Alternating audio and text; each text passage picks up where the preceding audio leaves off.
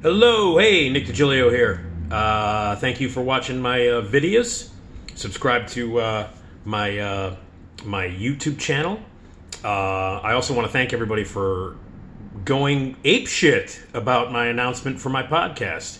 My podcast on RadioMisfits.com network is going to launch in the middle of January, and I'm excited about it, and I think you are too. And I want to thank you for that.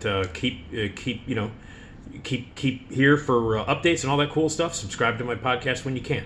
I like to cut videos and talk about movies and things like that. I will be reviewing the next time I cut a video. It'll be on Sunday, I think Sunday night, and I will have seen at that point the new Aaron Sorkin movie about Lucille Ball and Desi Arnaz called Being the Ricardos, and I will review that the next video I cut. But this one I just decided I was going to do this video because today is the anniversary of Richard Pryor's death. And it's a big... Richard Pryor was it seems weird, but Richard Pryor was a huge part of my life. And a huge influence on me and my sense of comedy. He was just a massive part of my childhood. I know that sounds weird. He was a huge part of he was a huge and important part of my childhood and how my sense of humor was honed, and my sensibility. I was listening to his records at a way too young age, but I would never trade that for the world. Anyway, he passed away on this date, December 10th. He passed away 16 years ago, 2005. And I remember on my radio show that night, I did a full tribute to him. Couldn't play a lot of material on the air from Richard. Not the most radio-friendly material. It hit me hard when he passed away. He obviously had been sick for a long time, but he would be 81. 9 days ago would have been his 81st birthday. I don't know what to fucking say. Richard Pryor he's the funniest man that's ever lived.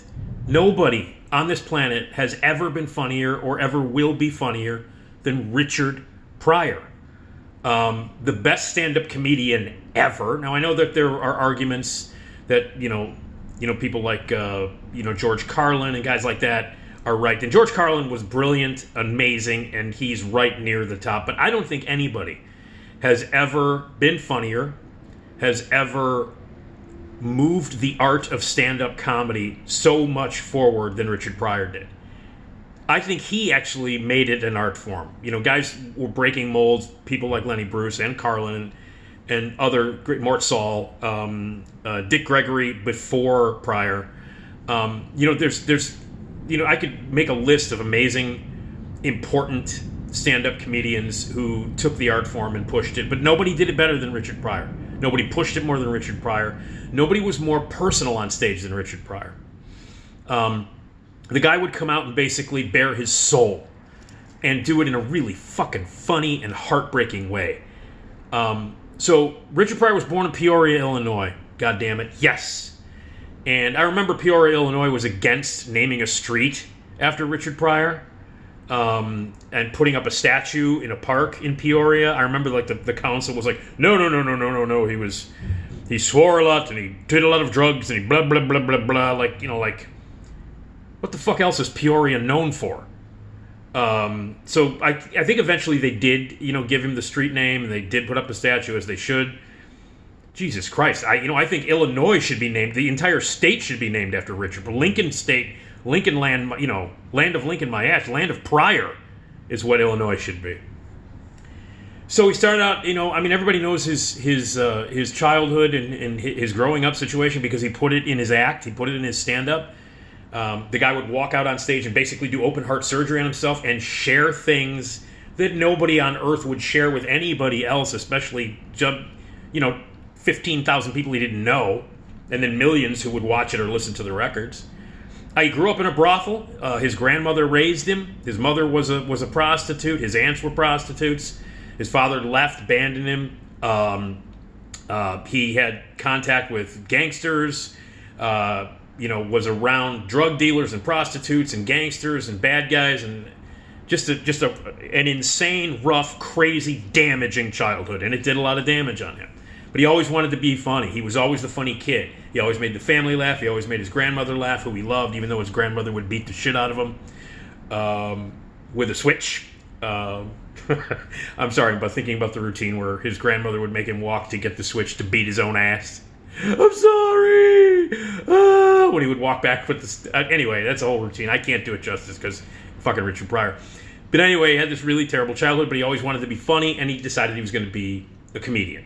And at that time, when he kind of broke, there weren't a lot of black comedians. They weren't allowed in a lot of the clubs. And if they were allowed in the clubs, there were no black people in the audience. It was a strictly white audience. He had to have very short hair. He couldn't let his natural grow out. He had to shave it and wear a suit and tie and be very clean cut. And his material had to be very clean. And he was inspired by, as many of those comedians at that time, African-American comedians at the time, Richard Pryor, or was inspired by Bill Cosby. Bill Cosby was doing the clean stuff, the family-friendly stuff, the Fat Albert, Old Weird Harold, My Brother, Russell, all that stuff, which was family-friendly and terrific, obviously, great stuff. I mean, we can't talk about Bill Cosby now. But, at the time when I was growing up, I used to listen to Bill Cosby all the time.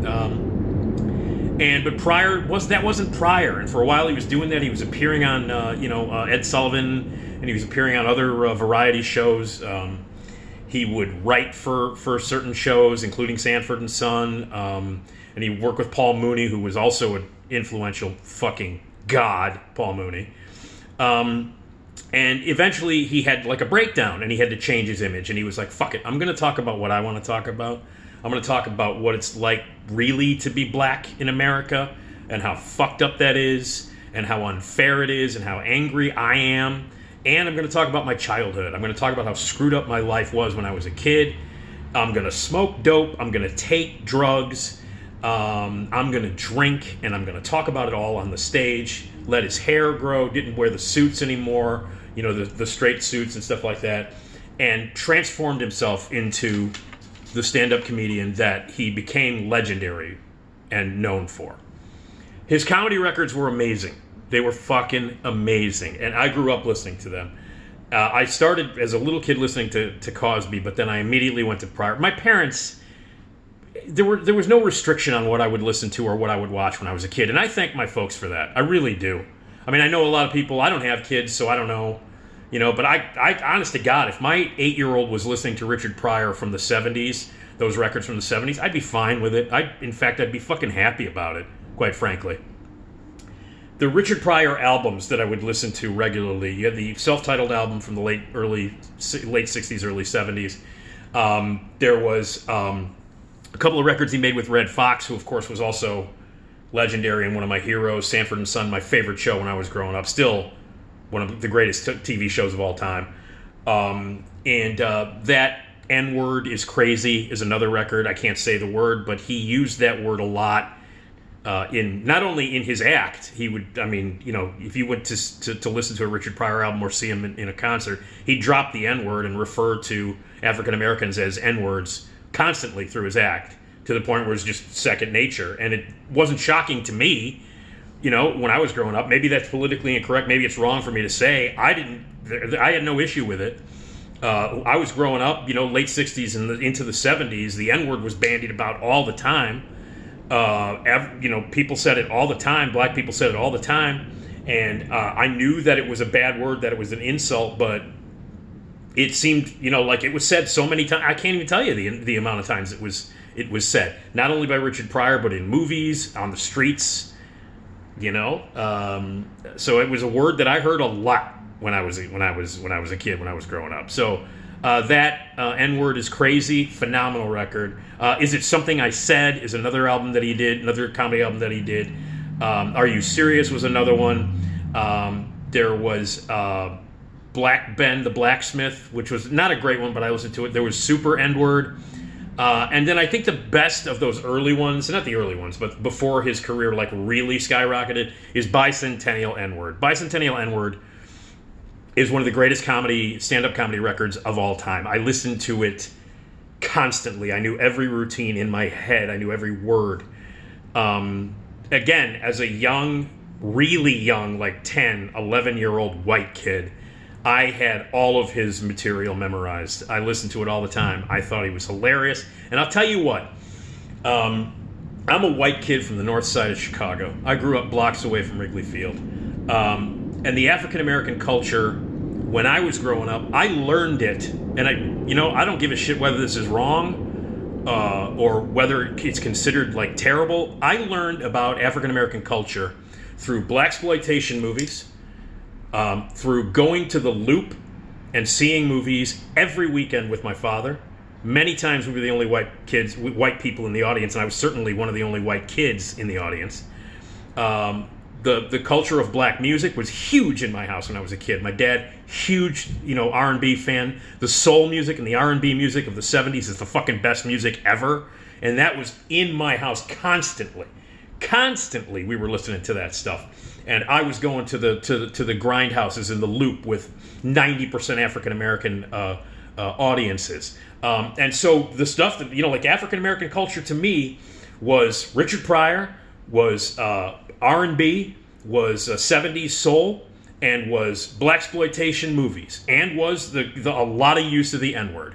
But I learned the history of that word. I learned how horrible it was, and I learned it through listening to that kind of music, hanging out with African Americans, being a part of the scene in the Loop in the 70s, which was predominantly an African American scene, and listening to guys like Richard Pryor. And I don't regret a moment of that. And in fact, it shaped me. It made me who I am today.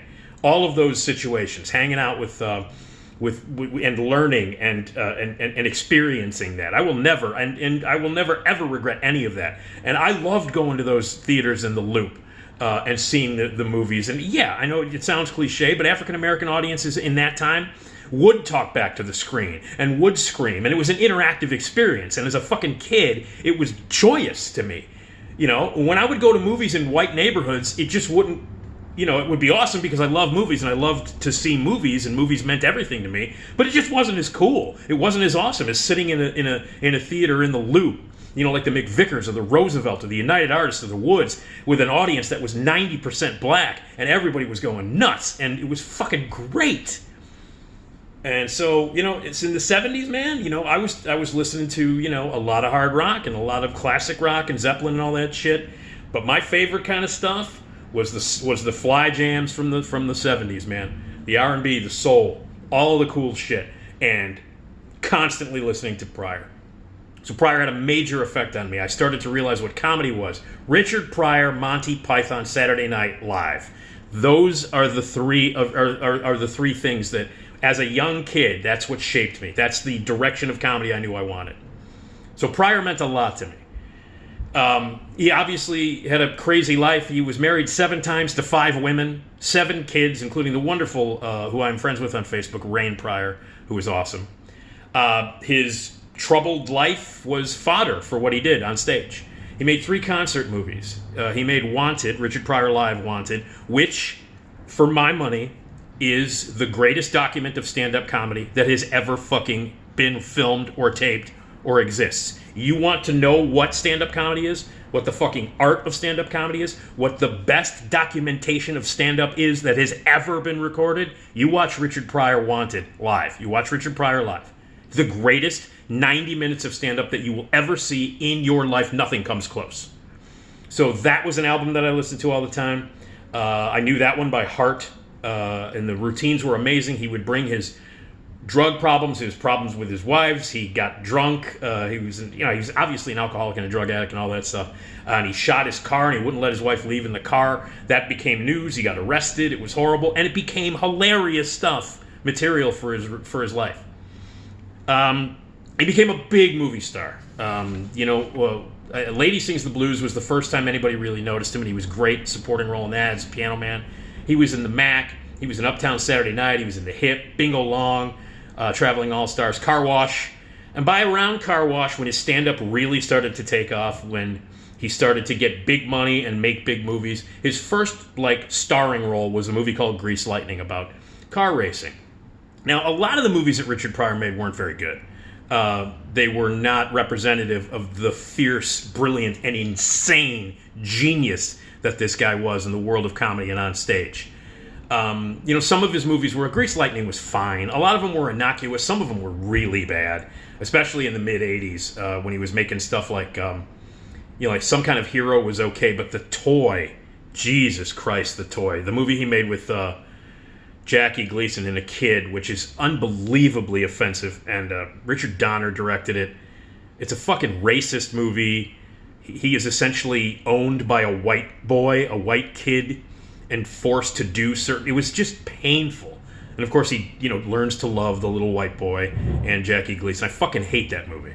But stuff like that. He was in Superman 3, for which he got paid a mint. By that point, he was getting millions and millions and millions of dollars, and he had an enormous cocaine habit by that point.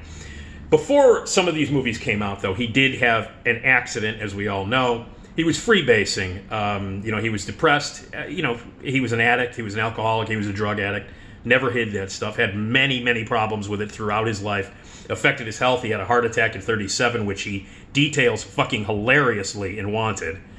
But he was in his house. He wouldn't leave his house. He was being a recluse. All he was doing was calling his drug dealer. And he was freebasing, and it was a suicide. You found out later it was a suicide attempt. He tried to kill himself. He was freebasing. He set himself on fire, poured alcohol all over himself, set himself on fire because he was so depressed and addicted. And even though he had millions of dollars and all this other stuff, addiction is a terrible thing. So he burned himself. 3/4 of his body was burnt. He almost died. And then he came back from that. And he was saying that it was an accident, that it shouldn't have happened. But he revealed that really it was a suicide attempt, especially in the movie that he ended up directing a few years afterwards called JoJo Dance of Your Life is Calling, which I think is a terrific movie. A lot of people don't like it. It's flawed, but like the best Richard Pryor material, it was honest, it was open, and it was him fucking sharing that stuff. But after his accident, nobody thought he would ever get back on stage again. But then came his second concert movie, Richard Pryor Live on the Sunset Strip, which is one of... I don't think it's as funny as Richard Pryor Live, the Wanted Richard Pryor Live. I don't think it's as funny as that, but it's monumental, and it's landmark, and it's important. It's also... it's brilliant, and it's hilarious. But to measure it up against Wanted is impossible because that's the funniest kind of stand-up thing ever done. And the story goes this. He was incredibly nervous. He had this accident. He almost died. Tried to kill himself. And he was nervous. He hadn't been on stage. He was rusty. He was nervous that he was going to not do well. And he came out the first night. They were taping it, filming it for a 2-night event on the Sunset Strip. And the first night he came out, he fucking bombed. He bombed bad to a sold-out, packed audience who had not seen him in years after this near-death accident, or not an accident, but this near-death occurrence. And he came out and bombed, and it was horrible. It was terrible. He left the stage, thought, that's it, I'm done. But he bucked up. Jim Brown is one of his best friends, Paul Mooney, those guys who were with him and helped him during the really fucked up times in his life. He got back out there the second night, and the second night is what appears, the movie is from the second performance that he did the second night, and it's fucking amazing. He killed. Unbelievable. He was back. It was one of the greatest comebacks in the history of entertainment, in the history of life. He bombed that first night, thought he'd never do it again. He got his guts up, he got his courage up, he walked out on that stage, and what you see in Richard Pryor Live on the Sunset Strip is one of the bravest things that any artist has ever done, ever. Anywhere, anytime. He followed that up a couple of years later with, I think, fucking hilarious concert movie called Richard Pryor Here and Now, which was videotaped in New Orleans. I know a lot of people didn't really like that one. I think it's fucking hilarious. I think it's great. One of the amazing things that happened to Pryor, his use of the N-word, his albums being called, Super N-word, Bicentennial N-word, and that N-word is crazy. He would refer to African Americans in that word all the time. There's an incredible sequence in Richard Pryor Live in Concert where he talks about the life-changing trip that he took to Africa and how it changed his life. It was not only funny, talking about lions and all kinds of crazy shit about his adventures in Africa. So it was brilliant and it was hilarious, but it was also incredibly poignant, talking about the life-changing event that was this miraculous trip that he took to Africa. When he came back from Africa, he decided he would never use the N-word again. He talks about it in Richard Pryor Live on the Sunset Strip, about how he looked around when he was in Africa, and he said, you know what I don't see? I don't see any N-words. And he never used the word again. And it didn't make the comedy less funny at all. Richard Pryor Here and Now is a brilliant piece of stand-up. But to share that with everyone, that's what Pryor was about, man.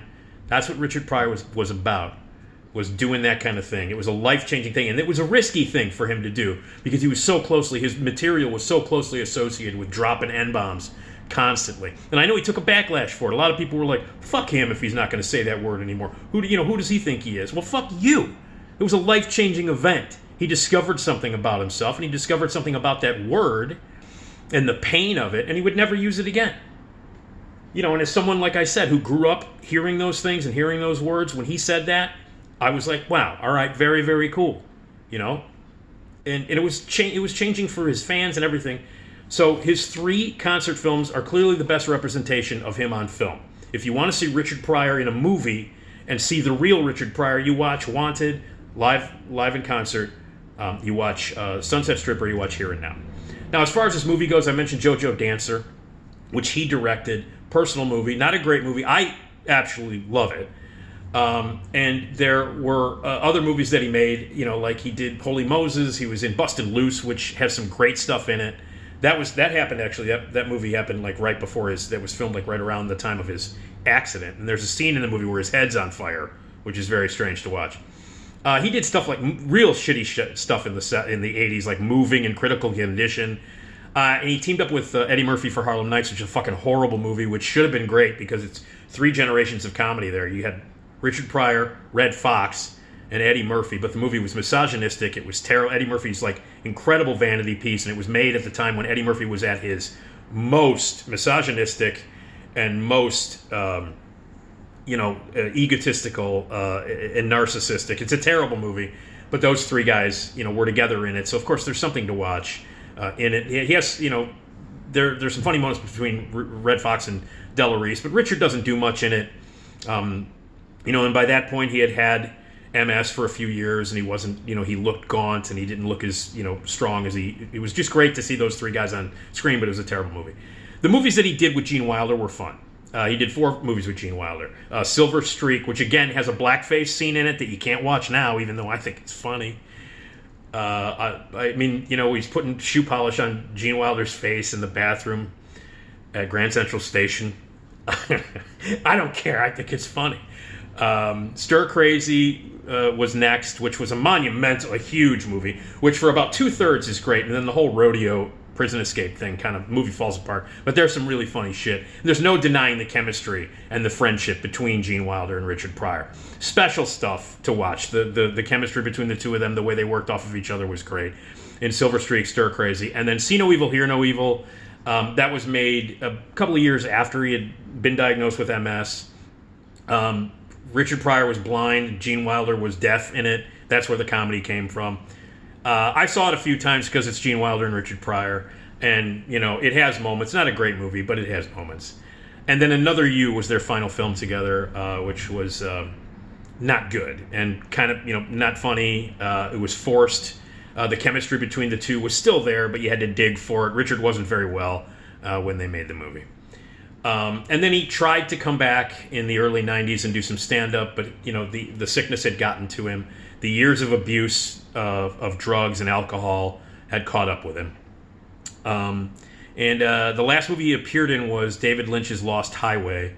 And I love Lost Highway. It's one of my favorite David Lynch movies of all time. I also think it's the fucking sexiest movie ever made.